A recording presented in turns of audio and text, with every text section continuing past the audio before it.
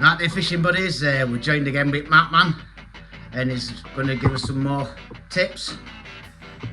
So, wait till late. So then, fishing buddies, please make sure you like, subscribe and hit the notification bell.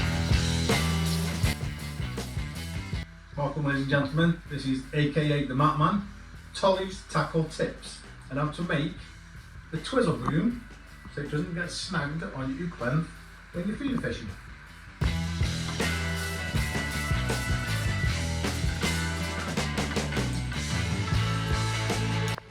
So then Lee, we're going to show us how to do this top tip, mate. This is how you prepare and make your twizzle boom. What you do is get some line. You can make it whatever thickness you want, whatever line you want. Cut stock about 3 foot long, thereabouts. And it doesn't have to be very long. What you do is pull the line back, so you've got plenty enough to make a twizzle boom, about 8 inches, 10 inches thereabouts. Just do an overhand loop in the end. Take your line back through. Pull the knot nice and small. And you see you've got 2 pieces of line, as you do. What you do is you get your lines then, twist them together gently. And you see the lines twisting together, like that. Just keep twisting and twisting, nice and slow. So you get about 5 or 6 inches down the line, and pinch it in your fingers, like that.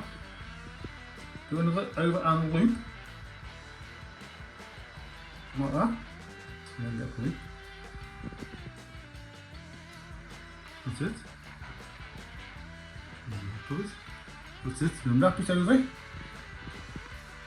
put it back through, and then slide the loop down to an end of where you've been twisting your line. Go to nice pull tight. That's it.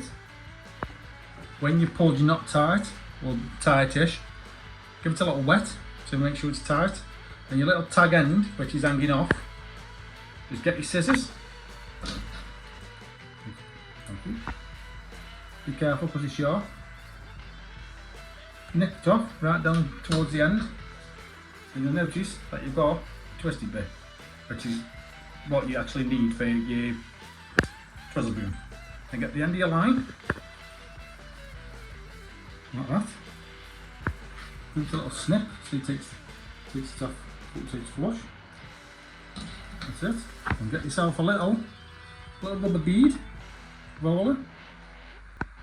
Then what you do is you slide it on, and let it drop down, like that. So it sits on top of the knot. It's nice and comfy.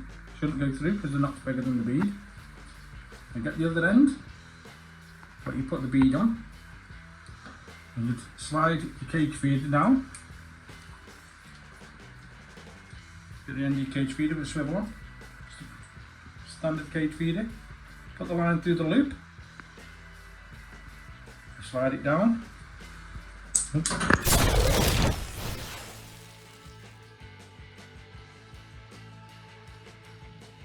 When you've got your line now with your bead on and your cage feeder, what you do is you get your line. Take two. Take two, yeah. Thread it through the cage feeder.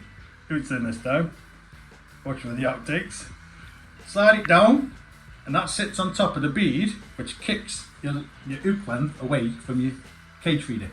So it doesn't get tangled when you're casting it. Without being thicker than your line, you should present your bait a little bit better as it hangs down. So you could be on the end of that, coming down.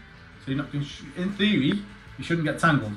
So that's a better way of setting up a twizzle boom for your main line.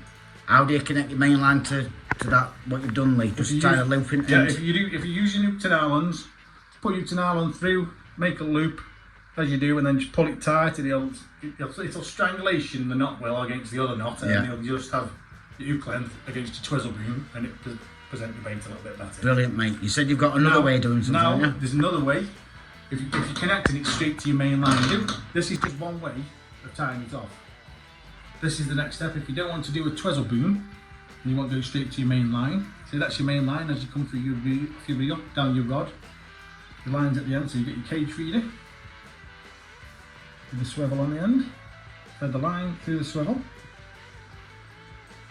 as so. Slide that down. Get your little rubber bead, like that. Thread your line through the rubber bead, like that. Slide that down so that's sitting on your line. And what you do is you get your line about 10 inches again. Get your line as you would. Make a little loop. If you've got one of these little devices, little loop tie in, it's a loop tie, what you do is you make a loop, get your loop tie in, put it over the V in the centre, give it a couple of twists, 1, 2, and when you've done that, put your thumb to it to hold it still, put your line over the first little loop, like that, so it sits in that little crevice there. Then what you do is you pull your line, like that, give it a little wet, and slide it up, it floats up on itself, and it locks. There you go, nice and tight. And what you do is you slide them both off, like that, as it says in one. And what you do is you get a nice, clean, tidy knot at the end in the loop. So what you do is you get your line, give it a couple of twists again, like that. There's one. See how the line's twisting up, going down. There we go, like that. It's about 5-6 inches long. What you do is, it's nice and straight, make the loop on your line, go over, like that, and poke it back through the loop, there we go, like that, and slide the line back down, as well as you do. Give it a little wetting before you get to the end, and give it a pull, it's nice and tight, there you go, got the twizzle boom. And your little straggly piece of line, like that, hold your main line, just nip off towards the end like that, there you go, up about 2-3 mil away. And what you do is, you get your main line with your cage feeder on, and your bead, slide it down, and that sits behind your knot. It is that you find that the bead is too small, and it slides over the knot. You can always use a BB weight or number 1 weight. Just pinch it behind the knot, squeeze it on, or bite it on, whatever you do. And then when that sits down, it sits just like that, and it kicks your twizzle boom away from your cage feeder. So that's how you make a twizzle boom, and you don't get tangled when you're cage fishing. Absolutely super, aka the Map Man. If you want any more instant tips, wait till next month. Tight lines all. Tight lines. So a massive thank you to Lee, aka the Map Man, for sharing his instant tips. There is some other instant tips on about how to do his baits and lunch and meat and stuff, what he does.